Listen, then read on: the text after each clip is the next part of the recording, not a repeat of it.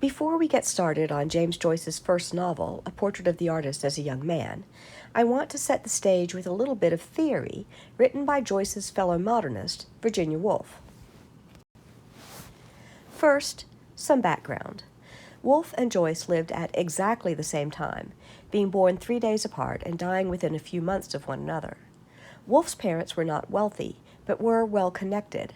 Her mother came from a family of famous beauties, and her father, Leslie Stephen, had been to Cambridge and knew everyone who mattered in Victorian English intellectual society. His magnum opus was the Dictionary of National Biography. Both of Woolf's parents had been married before they knew each other. Her mother had 2 children with one on the way when her husband died, and her father had 1 daughter with his wife before she died. They had 4 children together. Woolf was the second youngest. Her elder sister, Vanessa Bell, was an important painter and well connected to the art world of early 20th century England. Her second brother died as a young man. Her younger brother was a Freudian psychoanalyst who helped popularize Freud's ideas in England.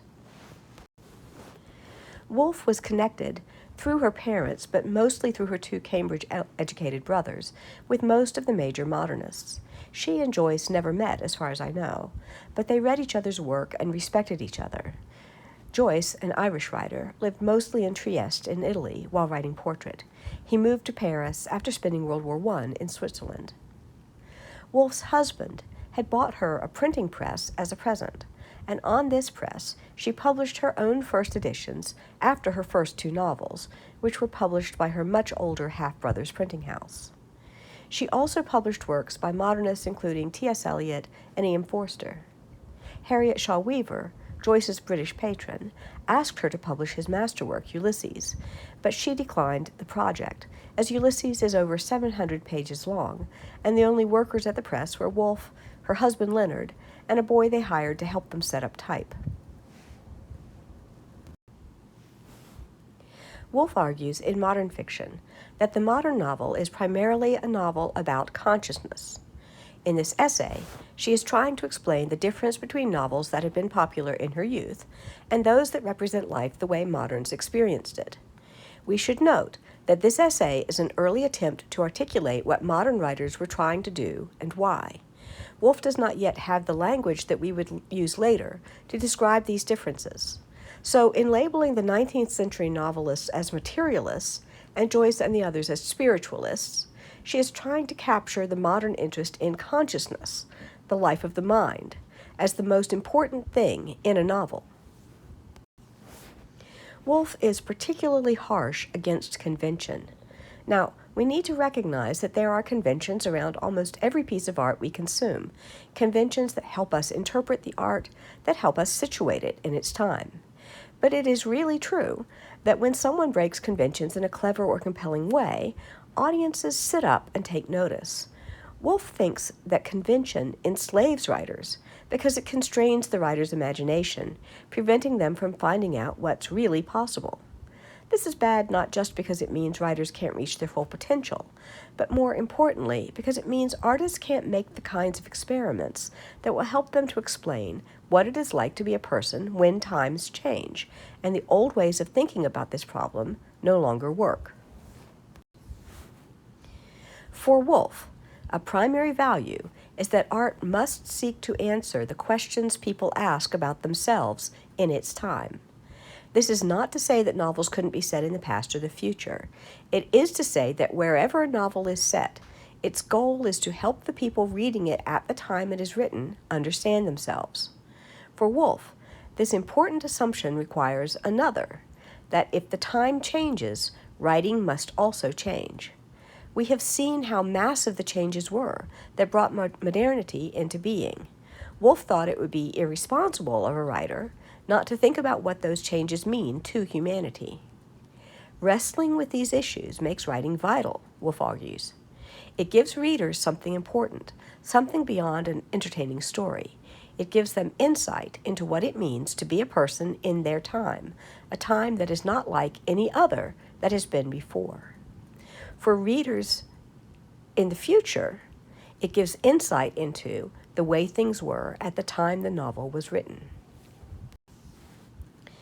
Woolf is a hard taskmaster for writers. She thinks that the most courageous writers are the ones who are most willing to try whatever it takes to respond to the world they live in and the problems it presents for human beings. She acknowledges that moderns have a hard task in front of them. Their time is so completely alien from what has come before that they really are at sea with no idea what will work. She encourages them to be fearless, to risk failure in order to find the methods that will work to ask and answer the questions posed by the new era. Woolf asks us to examine for a moment an ordinary mind on an ordinary day. The mind receives a myriad impressions, trivial, fantastic, evanescent, or engraved with the sharpness of steel. From all sides they come, an incessant shower of innumerable atoms, and as they fall, as they shape themselves into the life of Monday or Tuesday, the accent falls differently from of old. The moment of importance came not here, but there, so that if a writer were a free man and not a slave, if he could write what he chose, not what he must, if he could base his work upon his own feeling and not upon convention, there would be no plot, no comedy, no tragedy, no love interest or catastrophe in the accepted style, and perhaps not a single button sewn on as the Bond Street tailors would have it. Life is not a series of gig lamps symmetrically arranged. Life is a luminous halo, a semi-transparent envelope surrounding us from the beginning of consciousness to the end. Is it not the task of the novelist to convey this varying, this unknown and uncircumscribed spirit, whatever aberration or complexity it may display, with as little mixture of the alien and external as possible? So, according to Woolf, and she cites Joyce's portrait as a good example of truly modern writing, fearless in its experimentation, writers must steer clear of plot points that logically lead somewhere trite and expected. Instead, they must follow what's happening inside their characters' consciousnesses, fully immersing themselves in human thoughts and emotions. That, not plot, is what should drive the modern novel. Finally, those fleeting moments that together shape themselves into the life of Monday or Tuesday, those moments of evanescence, those myriad impressions are what modern novels should concern themselves with. The mind, how it thinks, understands, takes in information, remembers. The mind is the important thing. What happens in a novel is only important insofar as it gives the character's mind something to experience. As you read Portrait, look out for how Joyce foregrounds the mind of his protagonist, Stephen Dedalus. There is plot in this book, but it isn't very important. Basically, Stephen grows up.